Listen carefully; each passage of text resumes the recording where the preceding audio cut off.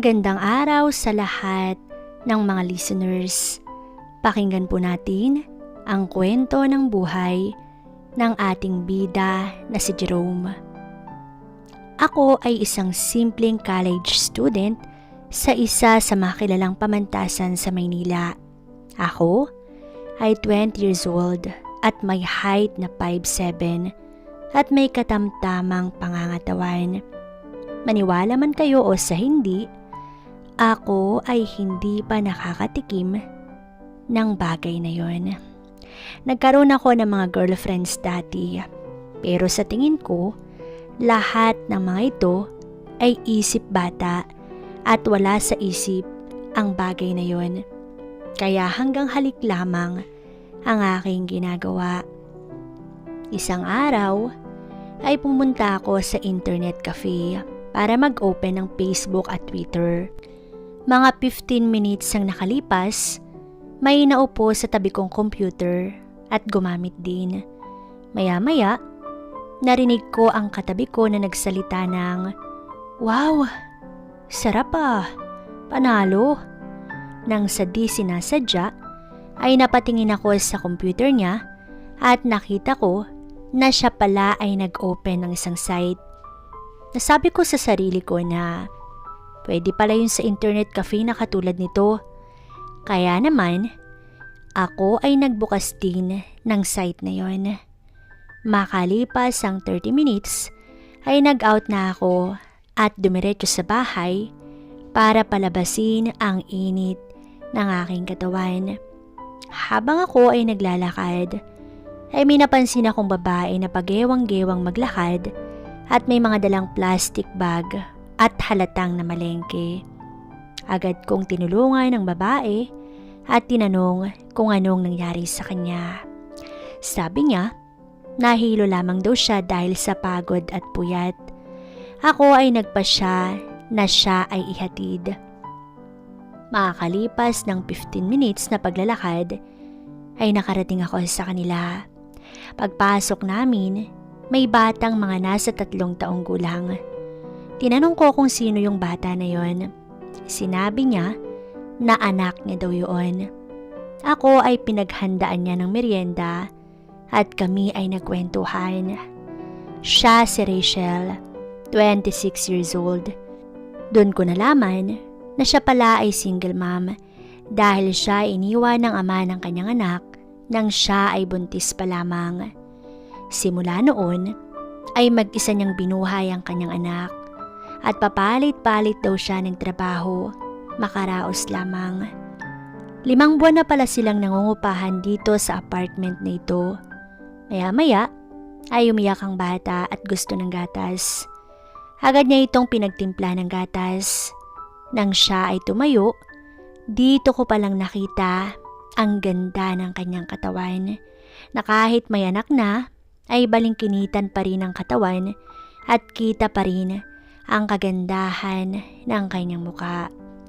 Agad ako nagpaalam na makigamit ng banyo. Pagpunta ko ng banyo, nako, hindi ko napigilan ang aking sarili. Iniisip ko ang kanyang muka. Mukhang napakaganda. Maya-maya pa, ay ako ay nakaraos. Pagkalabas ko ng banyo, nagtanong siya sa akin kung bakit daw matagal ako. Sabi ko naman, nagayos lamang ako. Siya ay ngumiti at nakatingin sa aking ibaba. Lintik, grabe naman to. Hindi ko talaga kaya ata yung init na to ah.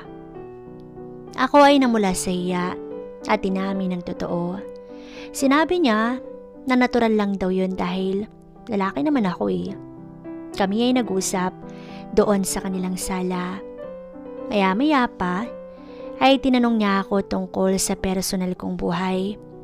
Nalaman niya na wala pa akong kaalam-alam sa bagay na yon.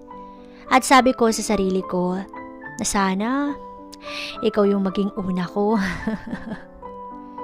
Maya-maya ay pabiro niyang sinabi na gusto mo bang maranasan? Agad akong umuo nang walang pagdadalawang isip. Agad siyang tumawa at sinabi na, "Ang pangit naman kung sa may anak mo mararanasan yung una mo." Agad naman akong sumagot, "Wala akong pakialam kung may anak na. Kung ganyan pa naman kaganda." Sinabi niya na hindi daw pwede. Para akong binagsakan ng langit dahil sa nalaman na pera na naging bato pa.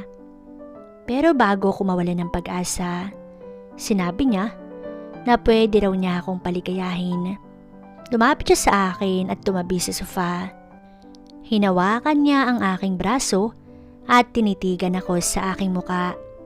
Maya-maya ay bigla na lamang siyang umupo at ginawa ang bagay na hindi ko inaasahan. Tuwang-tuwa ako dahil sa nangyayari. Hindi ko akalain na magagawa sa akin to ng isang single mom. Tuwang-tuwa ako at napayakap sa kanya matapos yon. Gumanti naman siya ng yakap at nang nasa ganoon kaming posisyon, maya-maya ay tumunog ang cellphone ko at nakareceive na hinahanap na ako sa amin dahil ako ay magluluto pa. Kinuha ko yung cellphone number niya at nagpaalam na ako. Sinabi niya sa akin na, "Sa uulitin, Jerome ha? Sumaya ka ba?" "Oo, ang saya ko." Ako ay tuwang-tuwa na umuwi. Noong gabing yun, ay tinext ko siya at nagtanong kung kailang pwede maulit. Sabay sagot niya na, "Baka makalipas ng 1 linggo kapag wala na akong dalaw. Ipaparanas ko sa iyo ang langit." Ako ay tuwang-tuwa sa aking nalaman. Makakalipas ang ilang linggo, ay tinext ko siya kung tuloy ba at anong oras. Sabi niya, "Oo, tuloy, kahit mga alas 6 ng gabi." Alas 5 pa lang ay nagayos na ako at pumunta sa isang convenience store para bumili ng protection. Wala pang alas 6 ay nag-text na ako na nandito na ako sa kanto. Makalipas ang 3 minuto ay nakita ko siyang naglalakad kasama ang anak niya galing trabaho. Ako naman ay nakaramdam ng init at lalong natuwa. Nang makarating kami sa kanila at pagkasara ng pinto, ay binigyan ko siya ng matamis na halik na ikinagulat niya at sinabing, "Maya-maya na, mag-ayos lang ako, Jerome." Siya ay dumiretso sa kwarto niya at maya-maya ay may dala siyang tuwalya para daw siya ay maliligo para maging fresh. Makakalipas ng 15 minutes ay lumabas siya ng banyo na balot lamang ng tuwalya. Agad ko naman siyang nilapitan at binigyan ng isang matamis na halik. Natuwa siya at ako ay hinila papuntang kwarto. Hinawakan niya ako sa aking kamay. Hinawakan ang aking muka at nakipagtitigan sa akin. "Alam mo, Jerome, sa totoo lang, ang gwapo mo. Tapos, parang nahulog na ako sa iyo eh. Naku, Ana, sa totoo lang, masaya ako. Masaya ako sa ginagawa mo. Sobrang nasasatisfied ako. Gusto ko na maulit to ng maraming beses." At maya-maya pa ay hindi na namin napigilan ang init na aming nararamdaman at nangyari na nga ang dapat mangyari. Nang matapos ay tumayo ako para gumamit ng banyo. Pagbalik ko ay nakita ko siyang hawak ang aking cellphone. Sabay pinakita na lowbat na ako. Oo nga pala, lowbat ako kasi hindi ko na-charge sa sobrang pagka-excite ko. At sinabi niya na kapag umuwi ako, hindi siya makakapag-reply kasi wala siyang load. Kami ay nagpahinga na lamang. Nang mga alas 9 na, ay nagpa siya na ako umalis at nag-goodbye kiss ako sa kanya. Noong ako ay makauwi, sa sobrang pagod ko ay nakatulog na rin ako. Nang nagising ako kinabukasan, ay late na akong pumangon.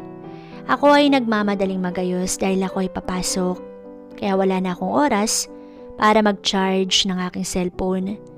Pagka-uwi ko ay gabi na, doon pa lamang ako nakapag-charge at ako'y nakatulog. Pagkagising ko ng umaga ay binuksan ko ang cellphone at ititext ko si Ana. Pero wala ang number niya dun at lahat ng message namin. Siguro, binura niya yon at pinatay ang cellphone ko. Pagkahilamos ko, ay pinuntahan ko siya pero wala nang tao sa bahay nila at tinanong ko ang may-ari. Pero umalis na daw kahapon ang nakatira doon. Kaya laking panghihinayang ko. Simula noon, ay wala pa rin akong nagiging ibang karanasan maliban sa ibinigay sa akin ng isang single mom.